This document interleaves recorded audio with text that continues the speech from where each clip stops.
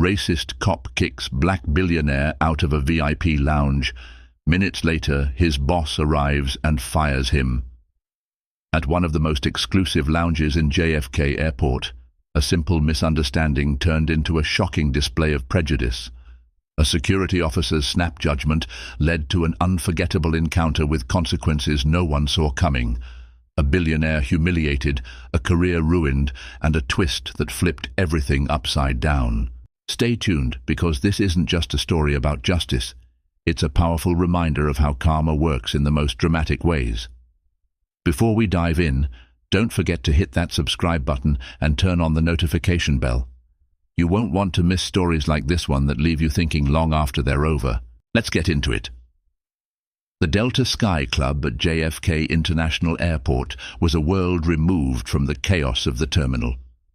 Polished marble floors reflected the warm, ambient lighting of Art Deco chandeliers that hung like glowing halos above.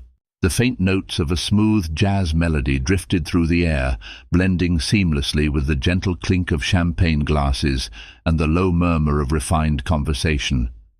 Guests, dressed in tailored suits and designer attire, lounged in plush leather chairs as they awaited their flights to far-off destinations. The atmosphere exuded sophistication and exclusivity, a sanctuary reserved for the elite. It was the kind of place where time seemed to pause, where the stress of missed connections and TSA lines melted into a haze of luxury.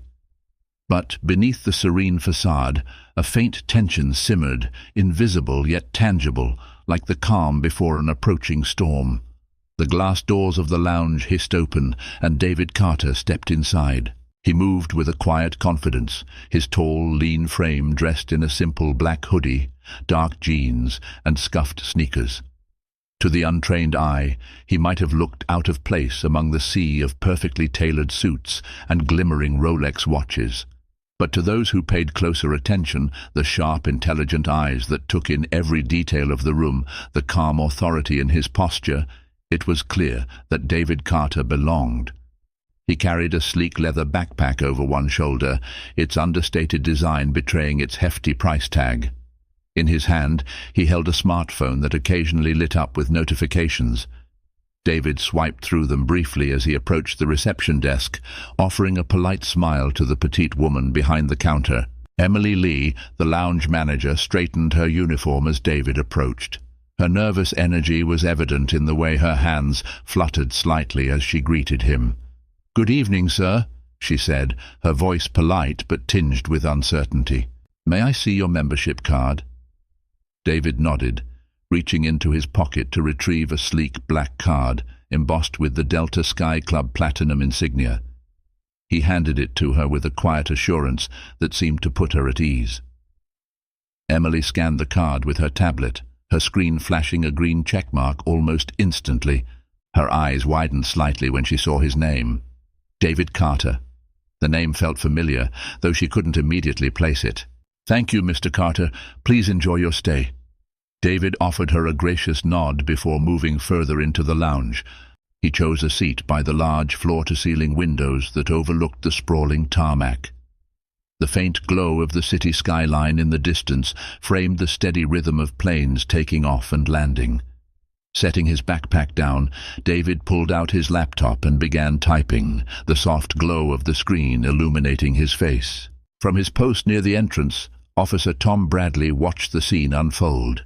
His broad shoulders filled out his security uniform, and his posture was rigid, almost military-like. Bradley prided himself on his instincts, on his ability to spot potential troublemakers with a single glance. And David Carter, dressed in casual clothes, immediately set off alarms in his mind. Bradley's piercing blue eyes narrowed as he observed David. To him, the hoodie and sneakers were a silent affront to the unwritten rules of the lounge, a space reserved for the wealthy, the powerful, and, more often than not, the privileged. Bradley's jaw tightened as he glanced around the room, noting the sharp contrast between David's understated attire and the polished veneer of the other guests. Something about the man irked Bradley. It wasn't just the way he dressed. It was the quiet confidence in his demeanor, the unbothered ease with which he moved through the lounge. Bradley couldn't explain it, but it irritated him. He doesn't belong here, Bradley thought. Not like this. At the reception desk, Emily Lee shuffled a stack of papers, trying to shake the uneasy feeling in her chest. She had noticed the way Officer Bradley's gaze lingered on David, the way his posture shifted into something more confrontational. It wasn't the first time she had seen Bradley act this way. He had a reputation for being overzealous, especially when dealing with guests who didn't fit his narrow view of VIP. Emily bit her lip, glancing toward David, who was now engrossed in his laptop. She thought about the name on his membership card, David Carter. The name tugged at her memory, a faint recognition that she couldn't quite place. But there was something about him, something important. She glanced at Bradley again, who stood like a statue, his gaze fixed on David like a predator sizing up its prey. Emily wanted to intervene, to diffuse whatever tension was building, but the thought of confronting Bradley made her stomach twist. He was authoritative, stubborn, and not easily swayed. She had tried to push back against him before, only to be shut down with a curt dismissal. Now, as she watched the subtle undercurrent of hostility brewing across the room, she felt a pang of dread. Please, just let this pass without incident, she thought. David Carter remained oblivious to the scrutiny, or perhaps he simply chose to ignore it. His fingers moved deftly across his keyboard, his mind focused on the presentation he was preparing for a critical meeting with airport executives. Carter AI Solutions, the company he had built from the ground up, was on the brink of finalizing a deal that would revolutionize the airport's operations. Advanced AI systems, cutting-edge automation, and sustainable tech, his vision promised to transform JFK into a model of innovation. As he worked, a faint smile played at the corners of his mouth. He had faced countless challenges in his career, obstacles that many would have found insurmountable. And yet, here he was, on the cusp of another milestone. He sipped from a glass of sparkling water, his calm demeanor belying the gravity of his achievements. But across the room, Officer Bradley's suspicion continued to simmer. He leaned against the wall, his hand resting on his belt, as he observed David's every move. In Bradley's mind, the storm was already brewing, and it was only a matter of time before it broke. The Delta Sky Club remained a bastion of calm, but the tension in the air was palpable, like the faint charge of electricity before a thunderstorm. Guests sipped their drinks, oblivious to the storm clouds gathering in one corner of the room. David Carter typed away at his laptop, his focus unwavering.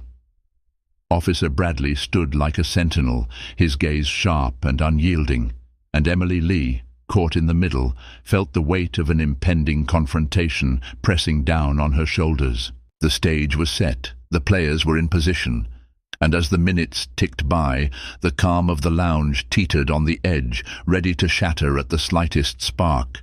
The soft jazz that floated through the Delta Sky Club at JFK International Airport was disrupted by the sharp clack of Officer Bradley's boots as he strode across the polished marble floor.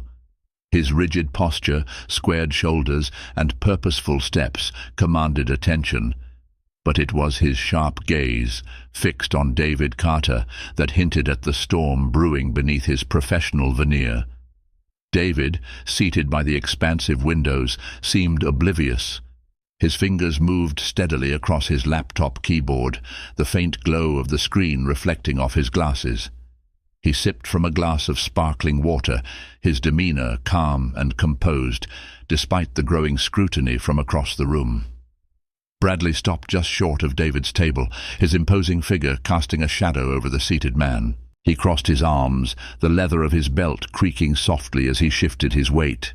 "Sir," Bradley said, his voice curt and professional but tinged with an edge of suspicion, "I need to see your credentials." David looked up, his expression composed but curious. "I've already shown my membership card at the desk," he replied evenly, gesturing toward the reception area where Emily Lee stood, watching nervously. "I'm going to need to see it again," Bradley insisted, his eyes narrowing slightly. David's lips pressed into a thin line, but his voice remained steady. "Of course." He reached into the pocket of his hoodie and retrieved the sleek black Delta 360-degree membership card. The card shimmered faintly under the lounge's warm lighting as David handed it over without hesitation. Bradley took the card and examined it with exaggerated scrutiny. He turned it over several times, holding it up to the light as though expecting to find some hidden flaw. His eyes flicked back to David, then to the card.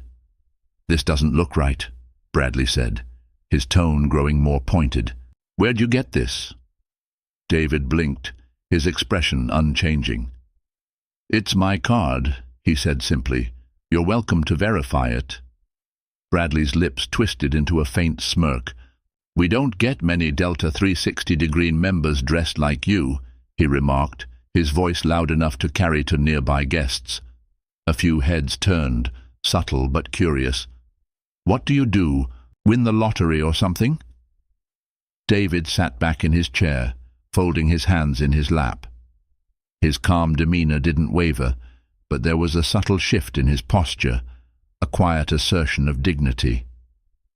"I work in tech," he said, his tone steady. "Tech," Bradley repeated, his voice dripping with skepticism. "Right." The lounge began to quiet as more guests took notice of the scene unfolding by the window. Conversations paused, and the soft clink of glasses subsided as attention shifted to the growing tension between Bradley and David. Emily Lee, standing behind the reception desk, felt her chest tighten. She had been watching the interaction unfold, her unease mounting with every word exchanged. Her fingers gripped the edge of the desk as she debated whether to intervene. "Officer Bradley," Emily called, her voice soft but insistent. She stepped around the desk, her heels clicking lightly against the floor. "I already verified Mr. Carter's card when he checked in. He's—" "Stay out of this, Emily," Bradley snapped, cutting her off with a sharp wave of his hand. His eyes never left David. "This is my job." Emily flinched, her cheeks flushing with embarrassment.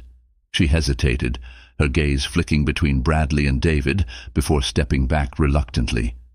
Bradley leaned closer to David, his voice lowering but retaining its accusatory tone. "Look, I don't know how you got this card, but you don't belong here. You're going to need to leave."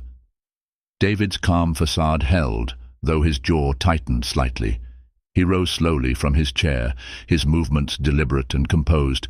Standing, he was taller than Bradley had anticipated, his presence unexpectedly commanding. "There's no need for this," David said evenly. "I've done nothing wrong, and I have every right to be here." Bradley's expression hardened. "I'm not asking again. Either leave now, or I'll have to remove you myself." The room grew still. Guests exchanged uneasy glances, their discomfort evident in the way they shifted in their seats. A few reached for their phones, some recording discreetly, others pretending to check notifications, but unable to look away. David held Bradley's gaze, his voice steady but firm. "I'd reconsider if I were you." Bradley smirked, stepping closer. "That's not how this works." Without waiting for a response, Bradley grabbed David's arm, his grip firm but unnecessary. The sight of David being forcibly escorted toward the lounge's glass doors sent a ripple of shock through the room. "Sir, you're causing a disturbance," Bradley said loudly, his voice cutting through the silence like a blade. David didn't resist, walking alongside Bradley with a quiet composure that only seemed to deepen the absurdity of the scene. As they reached the entrance, David paused, turning his head slightly to meet Bradley's gaze one last time. "You'll regret this," David said softly, his words calm, yet laced with an unmistakable weight. Bradley smirked again, giving David a small shove through the doors. "Keep walking," he muttered. The glass doors slid shut with a soft hiss, leaving behind a lounge that was silent save for the soft hum of the overhead jazz. Conversations didn't immediately resume. Guests sat frozen, the gravity of what they had just witnessed settling over them like a heavy fog. The aftermath of the moment. Emily stood by the reception desk, her heart pounding in her chest. She stared at the glass doors, willing herself to move, to say something, but her fear of confrontation kept her rooted in place. Nearby, a man in a navy suit leaned toward his companion, his voice a low whisper. "Did you hear what he said before leaving? You'll regret this." "Who is he?" His companion, a woman scrolling through her phone, froze mid-swipe. Her eyes widened as she glanced at the screen. "David Carter," she murmured. "He's the CEO of Carter AI Solutions." The man's brows lifted in surprise. "The AI company, the one partnering with JFK on the new expansion?" The woman nodded, her gaze shifting toward the glass doors. That was him. As the realization began to spread through the lounge, the weight of what had just occurred became undeniable. Eyes turned toward Emily, then to Bradley's now empty post by the entrance. The polished veneer of the lounge, once a symbol of exclusivity and luxury, had been marred by a confrontation that no one would soon forget. The Delta Sky Club had begun to slip back into its usual rhythm, or at least it tried to. The soft jazz resumed, glasses clinked faintly, and the murmur of conversation crept back into the air. But the tension lingered, hanging over the lounge like a heavy mist. Every glance toward the glass doors was tinged with unease, as if the events of moments earlier had left an indelible mark on the space. Emily Waters, the lounge manager, stood behind the reception desk, her hands gripping the edge as though it were the only thing keeping her upright. Her mind raced, replaying the scene of Officer Bradley escorting David Carter out of the lounge. She couldn't shake the memory of David's calm yet haunting warning, "You'll regret this." The faint hiss of the glass doors sliding open drew the attention of everyone in the room. A group of sharply dressed individuals entered, their presence immediately commanding respect. At their head was Charles Whitman, the head of airport security. Tall and imposing, with salt and pepper hair and piercing grey eyes, Whitman exuded authority with every measured step. He was flanked by several executives, each dressed in tailored suits and carrying an air of self-assured importance. This was no ordinary group of travelers. They were here for a high-profile meeting, and their every movement reflected the weight of their influence. Emily straightened instantly, her pulse quickening as she recognized Whitman. She watched as he surveyed the room with a practiced gaze, his eyes narrowing slightly when they landed on her.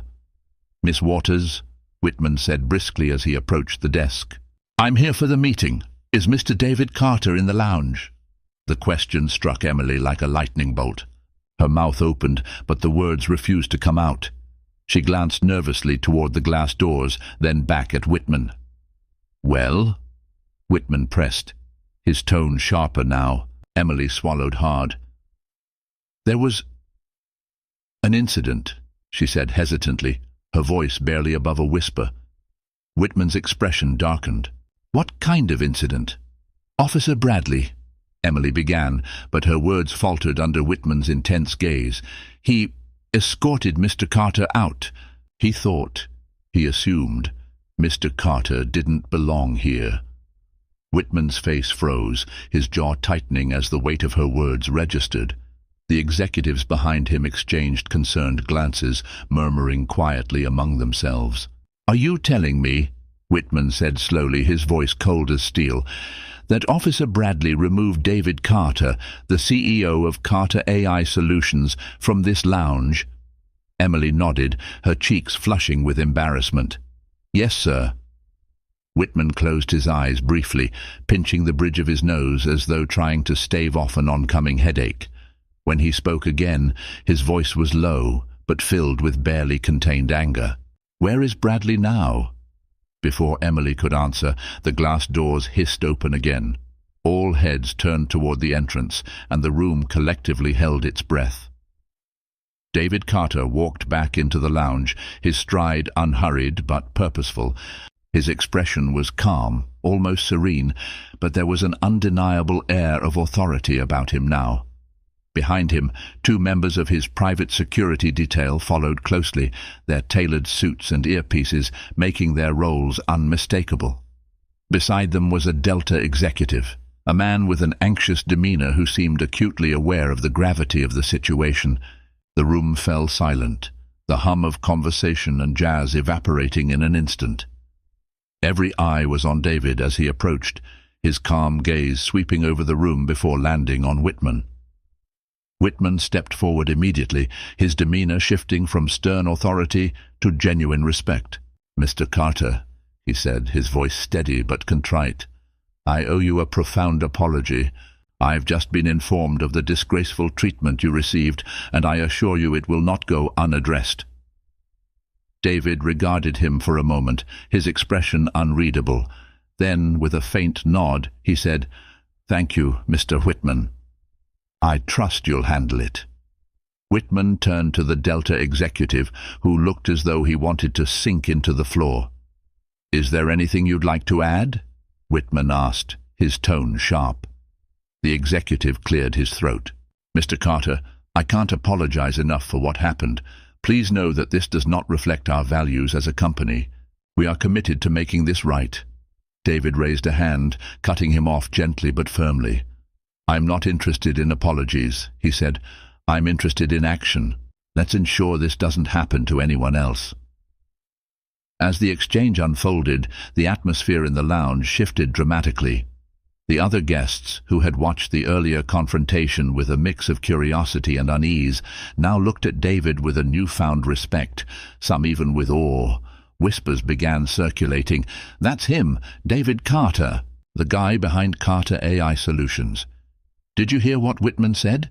He's here for the expansion project. That's worth millions. I can't believe Bradley didn't recognize him. What an idiot." Emily stood frozen behind the reception desk, her heart pounding as she observed the scene. She felt an overwhelming mix of relief and guilt. Relief that David had returned to assert his rightful place, and guilt for not standing up for him earlier. Meanwhile, Whitman's gaze scanned the room, his sharp eyes landing on Officer Bradley, who had just re-entered the lounge. Bradley froze mid-step, his confident demeanor from earlier now replaced with visible unease. "Bradley," Whitman called, his voice cutting through the room like a blade. Bradley hesitated, then approached with slow, reluctant steps. His eyes darted toward David, who remained composed, his gaze steady but unreadable. "Do you know who this man is?" Whitman demanded, gesturing toward David. Bradley's mouth opened, then closed. He looked like a man drowning, searching for a lifeline that wasn't there. "I didn't know," he muttered finally, his voice barely audible. "That's obvious," Whitman snapped. "David Carter is not only a Platinum-tier Delta member, but also the CEO of the company that's about to revolutionize this airport's operations, and you treated him like a common intruder." Bradley's face turned pale. "No," Whitman interrupted sharply. "You've embarrassed this lounge, this airport, and yourself. Pack your things. You're done." The room fell silent again, the weight of Whitman's words settling like a heavy fog. Bradley looked as though he might protest, but one glance at Whitman's unyielding expression silenced him. Shoulders slumped, he turned and walked out of the lounge for the last time. David watched the scene unfold without a word, his calm presence radiating a quiet strength. When Bradley was gone, he turned to Whitman and said, "Let's focus on the meeting. There's work to be done." Whitman nodded, his respect for David evident in the subtle shift of his posture. "Of course, Mr. Carter, right this way." As David moved toward the meeting area, the other guests watched in silence, their earlier judgments replaced with admiration. For many, the day had taken an unexpected turn, but for David Carter it was simply another moment where calm composure and undeniable authority turned prejudice into progress. The Delta Sky Club, which had regained its usual hum of activity moments earlier, fell into silence once more. Charles Whitman, the head of airport security, stood in the center of the lounge, his sharp grey eyes fixed on Officer Tom Bradley. The tension in the air was almost suffocating, and every guest, staff member and executive in the room watched the unfolding drama with rapt attention. David Carter, the man at the center of it all, stood a few feet away. His posture was relaxed, his face calm and composed, but the subtle strength in his presence was undeniable. The quiet authority he exuded seemed to draw every gaze toward him, even as Whitman prepared to unleash the full weight of accountability on Bradley. "Officer Bradley," Whitman began, his voice low but carrying the weight of absolute authority, "do you have any idea what you've done today?" Bradley, who had been standing stiffly with his hands clasped in front of him, shifted uneasily. His once confident demeanor had all but evaporated. "Sir, Save it," Whitman snapped, cutting him off. His tone was cold, clipped, and unrelenting. "Do you know who this man is?" He gestured toward David, who remained silent, observing the scene with a quiet intensity. Bradley's face flushed. "I didn't know," he muttered, his voice barely audible. "No, you didn't know," Whitman said, his voice rising slightly, "because you didn't bother to check. Instead, you made assumptions based on nothing but your own biases." Whitman turned to address the entire lounge now, his voice commanding the attention of every person in the room. "Ladies and gentlemen, allow me to introduce Mr. David Carter, the CEO of Carter AI Solutions. His company is the driving force behind the technology that will revolutionize this airport and make it a global leader in efficiency and innovation. He is also our keynote speaker for today's Airport Technology Summit, an event critical to our future." Gasps rippled through the lounge. Guests exchanged wide-eyed looks as the weight of Whitman's words sank in. Many of them had already pieced together David's significance, but hearing it confirmed in such stark terms was a revelation. Whitman turned back to Bradley, his expression cold and unforgiving.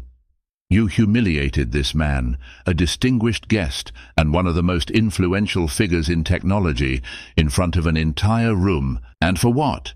Because he didn't fit your narrow idea of who belongs here?" Bradley opened his mouth to speak, his hands raised in a gesture of defense.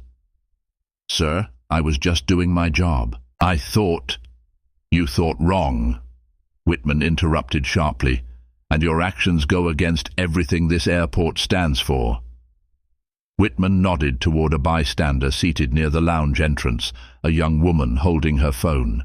She stood and approached hesitantly, her phone extended. "I recorded what happened earlier," she said, her voice steady despite the weight of the moment. Whitman took the phone and played the video, the audio carrying clearly through the suddenly quiet lounge. The clip showed Bradley's condescending tone, his pointed remarks about David's appearance, and the way he had forcibly escorted him out. The murmurs from the crowd grew louder, the room charged with a mix of outrage and disbelief. "Is this what you call doing your job?" Whitman asked, his gaze fixed on Bradley. "Humiliating a guest, ignoring the clear verification of his credentials. This is not just a lapse in judgment, it's a flagrant abuse of your position." Whitman straightened his posture, his voice turning even colder. "As of this moment, you are terminated from your position. You have embarrassed this airport, this lounge, and yourself. Pack your things and leave immediately." Bradley's face went pale, his jaw tightening as he struggled to respond. "Sir, please," he stammered. "I've worked here for years. This was one mistake too many," Whitman snapped. "And let me be clear, this isn't just about your treatment of Mr. Carter. This is about the pattern of behavior we've seen from you, the complaints, the assumptions, the bias. It ends here." The room was silent as Bradley, shoulders slumped, turned and walked toward the lounge's exit. His footsteps were slow and heavy, the sound echoing faintly in the quiet space. When Bradley was gone, all eyes turned to David. The silence in the room was almost reverent, as though everyone was holding their breath, waiting to see how he would respond. David took a step forward, his calm gaze sweeping over the room. His voice, when he spoke, was steady and measured, carrying a quiet authority that commanded respect. "This isn't just about me," David began, his tone soft but firm. "This is about something bigger. It's about the systems we operate within, the ones that allow moments like this to happen, the ones that make assumptions based on appearance or bias seem normal." He paused, letting his words sink in. "I'm not interested in apologies or excuses. What I care about is ensuring that this doesn't happen to anyone else. Whether they're a CEO or a student, a traveler or an employee, everyone deserves to be treated with respect. The weight of his words hung in the air, resonating deeply with everyone in the room. David turned to Whitman, his gaze steady. I appreciate your swift action, but this moment shouldn't end here. Let's use it as an opportunity to improve, to hold ourselves accountable, and to do better. Whitman nodded, his expression one of both respect and determination. We will, Mr. Carter. You have my word. As David finished speaking, a quiet murmur of approval rippled through the lounge. Guests nodded, their expressions reflecting newfound respect for the man who had handled the situation with such grace and poise. One by one they began to approach him, not to offer apologies on behalf of the lounge, but to express their admiration. A woman in a tailored dress said softly, "Thank you for speaking up. It's people like you who inspire real change." A young man in a business suit added, "I've read about your work, but seeing how you handled this, it's incredible." David acknowledged each comment with a polite nod and a warm smile, his humility evident despite the admiration pouring in. As the Delta Sky Club slowly returned to normal, the memory of the incident lingered, not as a source of discomfort, but as a catalyst for change. Guests returned to their seats, conversations resumed, but the atmosphere was different, charged with a new sense of awareness. David Carter's actions had done more than address a single moment of discrimination. They had sparked a dialogue, a call to action, and a reminder of the power of accountability and grace. For Bradley, the consequences of his actions were swift and severe. For David, the moment was just another step in his lifelong mission to create a world where respect and dignity were not privileges, but rights. And for everyone else in the lounge, it was a lesson they would not soon forget. The Delta Sky Club was quiet again, but the storm that had erupted within its glass doors was only beginning to spread. Within hours of the incident, a video recorded by a bystander had made its way onto social media. The clip captured the most damning moments: Officer Bradley's condescending tone, his dismissive remarks, and the way he had forcibly escorted David Carter, calm and composed, out of the lounge. The video was less than 2 minutes long, but its impact was monumental. By nightfall, it had been viewed millions of times, with hashtags like "Justice for David," "Racism has consequences," and "Bias exposed" trending across platforms. Social media erupted with commentary. Celebrities, activists, and ordinary users weighed in, their posts amplifying the outrage. A tech entrepreneur tweeted, "David Carter is one of the most brilliant minds in our industry." But this isn't about his success. It's about the systemic prejudice that so many face every day. We must do better. A civil rights activist wrote, "If this can happen to a billionaire CEO, imagine what happens to those without power or a platform. This is why we fight." The comment sections were flooded. This is why implicit bias training is a must everywhere. David Carter handled this with so much class. Bradley? Not so much. It's not just about one man. This happens all the time. This is just a wake-up call. Memes began circulating, many mocking Bradley's arrogance and highlighting David's composure. One particularly viral image juxtaposed a screenshot of Bradley's sneer with the caption, "When your bias costs you everything." The incident quickly transcended social media, drawing the attention of major news outlets. CNN aired the video during a prime-time segment, framing it as a stark example of implicit bias in professional spaces. The anchor opened with, "Tonight, a video out of JFK International Airport is sparking a national conversation about racism, privilege, and accountability." The New York Times published an op-ed titled, "Bias in the Lounge: What the David Carter Incident Reveals About Systemic Discrimination." The piece detailed the events of the day while exploring the broader implications of unchecked prejudice in public and corporate spaces. Within 48 hours, nearly every major outlet had covered the story. Public pressure mounted on the airport to respond decisively, and the backlash against Officer Bradley intensified. For Bradley, the fallout was swift and devastating. Social media sleuths quickly uncovered his identity, and his name trended alongside the hashtags denouncing his actions. His personal life was thrown into chaos as his face became synonymous with bias and misconduct. Attempts to defend himself only worsened the situation. In a brief interview with a local news outlet, Bradley claimed he had simply been doing his job. "I wasn't being racist," he said, his tone defensive. "I was following protocol." The public didn't buy it. Comments flooded in, condemning his excuses. "You weren't following protocol, you were following your prejudice. Protocol doesn't include humiliation. Own your actions." Imagine doubling down on this behavior after everything. As Bradley's reputation crumbled, he found himself unable to escape the repercussions.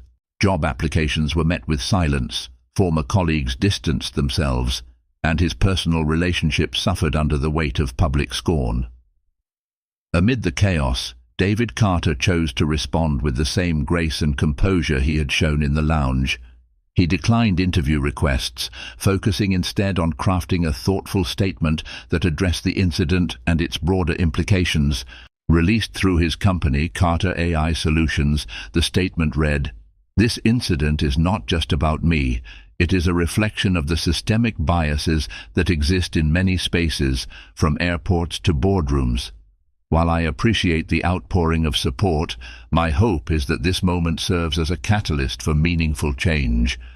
We must address the systems that allow prejudice to persist and commit to fostering environments where everyone is treated with dignity and respect, regardless of their appearance or background." David announced that he would be pledging $5 million to launch the Equity Project, an initiative aimed at combating racial bias in airports and other public spaces. The program would focus on training, developing comprehensive workshops on implicit bias, equity, and inclusion for airport staff at every level. Accountability, creating anonymous reporting systems to ensure employees and passengers could safely report instances of discrimination. Representation, offering scholarships for underrepresented groups to pursue careers in aviation, technology, and hospitality.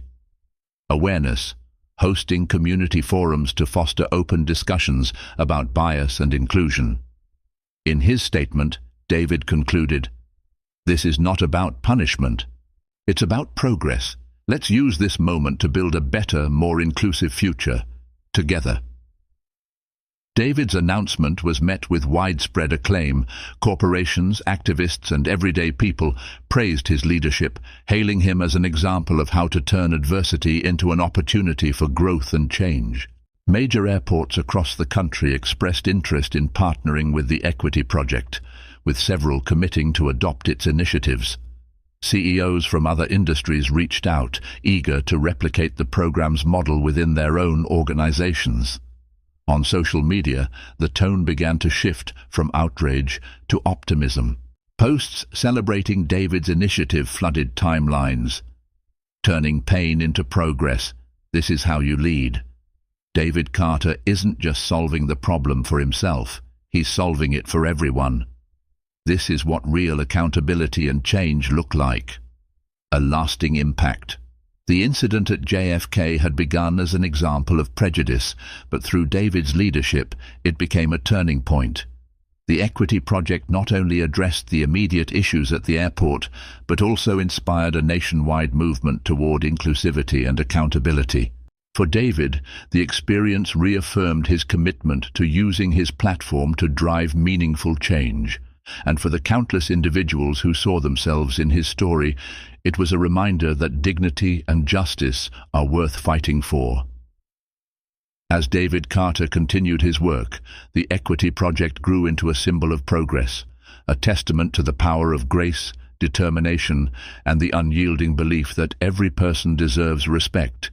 The ripple effects of the incident at JFK International Airport's Delta Sky Club extended far beyond the walls of the lounge, touching lives in ways no one could have predicted. While David Carter's grace and determination inspired transformative changes, the fallout for Officer Tom Bradley became a cautionary tale of prejudice and its consequences. Tom Bradley's world unraveled with startling speed. The public shaming that followed the viral video of his actions was relentless, reducing his name to a symbol of unchecked bias. What began as whispers in his professional circles soon solidified into a hard truth. He was blacklisted. No reputable company in the security industry would consider his applications. Bradley's once pristine resume, boasting years of experience in airport security, became meaningless in the shadow of his tarnished reputation. Desperate to stay afloat, he applied for low-paying jobs, janitorial work, warehouse stocking, even food delivery. Each role he accepted came with a fresh dose of humiliation, a reminder of the career he had lost. His personal life fared no better. Friends distanced themselves, reluctant to associate with someone who had become the face of public disgrace. His family, initially supportive, grew weary of his defensive attitude and refusal to take responsibility for his actions. The tension came to a head during a family dinner when his sister bluntly asked, "When are you going to admit you were wrong?" Bradley's response, angry deflection, led to a shouting match, and he left the gathering feeling more isolated than ever. In the solitude of his modest studio apartment, Bradley began to confront the reality of his actions. The silence was deafening, his mind replaying the moment in the lounge when David Carter had looked him in the eye and said, "You'll regret this." He hated how right those words had been. But what lingered most was David's calm assertion that the problem wasn't just him, it was the system that allowed people like him to thrive unchecked. Late at night, Bradley started reading articles about the incident, not to defend himself, but to understand the backlash. He watched interviews with David, paying close attention to his words. "This isn't about punishment," David had said in one segment. "It's about progress. We all have biases, but it's what we do with them that defines us." For the first time, Bradley felt something shift within him. Shame, yes, but also a glimmer of understanding. Bradley decided to attend one of the free workshops hosted by the Equity Project, the initiative David had launched in the wake of the incident. The session, titled Implicit Bias and the Power of Accountability, was packed with people from all walks of life: teachers, executives, service workers, and even a few security officers. At first, Bradley sat in the back, his arms crossed defensively. But as the facilitator shared stories of microaggressions and systemic discrimination, Bradley began to see himself in the examples. When a young woman described being underestimated at her job because of her appearance, he thought of the way he had judged David. By the end of the session, Bradley felt something he hadn't allowed himself to feel in months: remorse. During the group discussion, he hesitantly shared his story, admitting to his prejudice and acknowledging the harm it had caused. "I thought I was doing my job," he said, his voice shaking. "But I was wrong. I let my biases control my actions, and I hurt someone who didn't deserve it." The group listened without judgment, offering him a space to begin the process of accountability and growth. While Bradley embarked on his journey of self-reflection, David Carter was busy turning the lessons of the incident into actionable change. With the launch of Project Unity, David and his team at Carter AI Solutions partnered with JFK International Airport to create a comprehensive diversity and inclusion program. The initiative was ambitious and multifaceted, focusing on training programs, mandatory workshops on implicit bias and cultural competence for all airport staff, from janitors to executives, anonymous reporting systems, tools that allowed employees and passengers to report instances of discrimination without fear of retaliation, scholarship opportunities, funding for underrepresented groups to pursue careers in aviation, technology, and hospitality. Community engagement, monthly forums where employees and community leaders could discuss inclusivity and share feedback. The program's flagship feature was an AI-driven feedback tool developed by Carter AI Solutions that used real-time analytics to monitor customer satisfaction and identify areas where bias might be impacting service. For Emily Lee, the lounge manager who had hesitated to intervene during the incident, the months that followed were transformative. Watching David Carter handle the situation with such grace and conviction inspired her to reevaluate her role in the workplace. "I froze that day," Emily admitted, during an internal meeting on inclusivity. "I let fear stop me from doing the right thing, but that won't happen again." Her honesty resonated with her colleagues, and her commitment to growth didn't go unnoticed. She threw herself into Project Unity, becoming one of its most vocal advocates. Emily led training sessions, shared her experiences with staff, and worked closely with David's team to ensure the program's success. Her efforts earned her a promotion to Regional Director of Hospitality Operations, a role that allowed her to implement inclusivity initiatives across multiple airports. Emily became a sought-after speaker at industry conferences, where she shared insights on creating equitable and welcoming environments. As Project Unity gained momentum, its influence spread beyond JFK. Other major airports, inspired by the program's success, adopted similar initiatives. Airlines partnered with Carter AI Solutions to integrate bias monitoring technology into their customer service platforms. David's work sparked conversations at the highest levels of industry and government. Policies were revised, hiring practices were overhauled, and accountability systems were strengthened. The incident at JFK, once a moment of prejudice and humiliation, had become a catalyst for systemic change. Months turned into a year, and Bradley continued to attend workshops and volunteer with community organizations focused on equity and inclusion. His path was far from easy. Redemption was not a linear journey, and there were moments when he questioned whether he could ever truly atone for his actions. One day, he reached out to Emily Lee, requesting a meeting. When they sat down in a quiet corner of the airport, Bradley spoke with uncharacteristic humility. "I don't expect forgiveness," he said, his voice low. "But I want to help. If there's anything I can do to support Project Unity, I'm willing to do it." Emily studied him for a long moment before nodding. "It's not about me forgiving you, Tom," she said gently. "It's about you proving that you've changed. Actions speak louder than words." As Project Unity thrived, David Carter's focus remained on the future. In interviews, he spoke candidly about the importance of addressing systemic issues with intention and accountability. "This isn't about one incident," he said during a keynote speech. "It's about creating a culture where respect and dignity are non-negotiable. Change doesn't happen overnight, but every step we take matters." David's message resonated, inspiring leaders across industries to re-evaluate their own practices. His ability to turn adversity into opportunity became a beacon of hope for those striving to create a more equitable world. The story of the Delta Sky Club incident became a case study in business schools and diversity training programs worldwide. It was a testament to the power of accountability, the importance of grace, and the impact of leadership. For David Carter, it was a reminder that even in moments of adversity, progress was possible. For Emily Lee, it was a turning point that redefined her career and her purpose. And for Tom Bradley, it was a hard but necessary lesson in the cost of prejudice and the possibility of redemption. As Project Unity continued to grow, its ripple effects reached far and wide, proving that one moment of injustice, when met with courage and determination, could spark a wave of lasting change. The months following the Delta Sky Club incident were transformative for many, but perhaps none more so than Tom Bradley. His fall from grace had been swift and public, leaving him with a tarnished reputation and a deep well of regrets. Yet it was the unrelenting isolation and quiet reflection in his modest apartment that pushed him toward a new path, one of accountability and redemption.